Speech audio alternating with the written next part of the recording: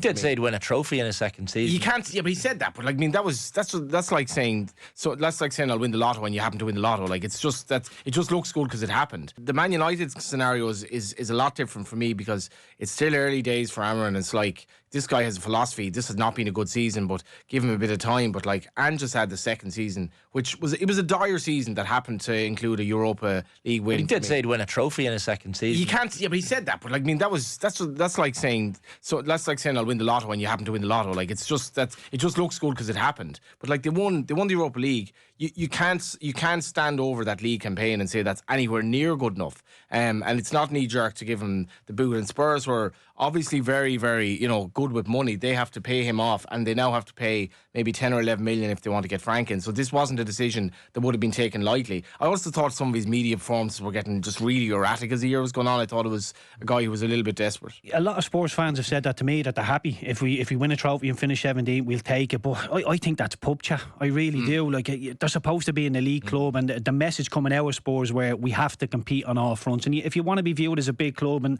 Spurs fans like to poke me and say we've had a better season than Arsenal. They haven't. Don't be silly. They have not had a better season than Arsenal. Arsenal are competing on all fronts, haven't won at them, but we're a better, well-rounded club. And the things that are grating on me as well, like the stuff that Romero coming out, I think it was couple of weeks before the final, or maybe they were in the semi-final, coming out and saying, look, I want to play in Spain and this and that. You're like, you're the captain of the club, what are you playing at? You can't be bringing these messages. And Ange needed to slap that wrist, and Son seems to have gone backwards. People are saying to me he's got that little bit older, he's fell off a cliff. He hasn't just got, hasn't caught up with him that much.